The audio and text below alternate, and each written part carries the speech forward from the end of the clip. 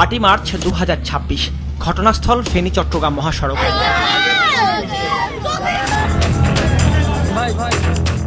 অটোরিকশার 2 যাত্রী অতর্কিত হামলা চালায় কিশোর চালক শান্তের উপর, ছিনিয়ে নেয় তার অটোরিকশা।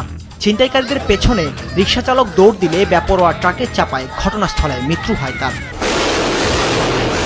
চট্টগ্রামে ব্যবসায়ীর বাড়ি লক্ষ্য করে সন্ত্রাসীদের গুলি, পাবনায় কিশোরীকে ধর্ষণ ও 2 নারী খুন, মৌলভীবাজারে ফিল্মি স্টাইলে নারী অপহরণের চেষ্টাও, সবশেষ খুলনায় প্রকাশ্যে যুবদলের নেতাকে হত্যা। নির্বাচনের পর সারা দেশে ঘটছে এমন আলোচিত হত্যাকাণ্ড ও 1 ডজনেরও বেশি ধর্ষণের ঘটনা। খোদ রাজধানীতেও পরিস্থিতি শঙ্কার, যার সাক্ষ্য দেয় আদাবর বসিলায় চাঁদা না পেয়ে কারখানার কর্মচারী এবং মোহাম্মদপুরে বৈষম্য বিরোধী ছাত্র আন্দোলনের সমন্বয়ককে কুপিয়ে গুরুতর জখম করার ঘটনা। সবশেষ গত রবিবারে কেন্দ্রীয় শহীদ মিনার এলাকায় প্রকাশ্যে গুলি করে রাকিবুল ইসলাম নামের এক যুবককে হত্যা করে দুর্বৃত্তরা। পুলিশের হিসেবেই ফেব্রুয়ারি মাসে সারা দেশে হত্যাকাণ্ড হয়েছে 250টি, আর নানা অপরাধে মামলা হয়েছে প্রায় 12,000।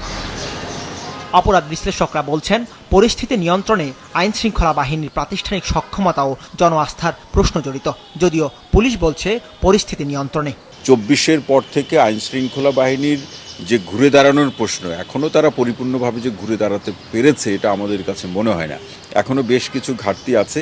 সেই ঘাটতিগুলোকে এখন নতুন নির্বাচিত সরকারের সাথে আলাপ করে নিজেদের মধ্যে সমন্বয়ের যে ঘাটতি আছে সেটা দূর করা সহ এই কাজগুলো করতে পারলে তখন এই পুলিশের যে অপরাধ নিয়ন্ত্রণ করাটাও তাদের যে ম্যানেজমেন্ট অথবা তাদের যে কর্মকাণ্ড বা তাদের যে নীতিতে তারা চলছে সেই নীতির মধ্যে থাকবে এবং অপরাধীরা ভয়ের মধ্যে থাকবে। আইন শৃঙ্খলা পরিস্থিতি কিন্তু বেশি স্থিতিশীল হয়েছে। অপরাধের সাথে যারা জড়িত তাদেরকে নজরদারির মধ্যে রাখছি এবং বেশ কিছু ক্ষেত্রে তারা অ্যারেস্ট হচ্ছে।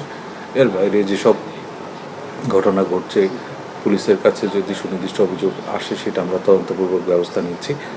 রাষ্ট্রীয় বাহিনী ক্ষমতাসীনদের আজ্ঞাবহ আচরণ করলে এর নেতিবাচক প্রভাব পড়বে সরকারের উপর, বলছেন বিশ্লেষকরা। তাই প্রতিরোধে সঠিক পরিকল্পনা ও তা যথাযথ বাস্তবায়নে মনোযোগী হতে হবে সরকারকে, পরামর্শ তাদের।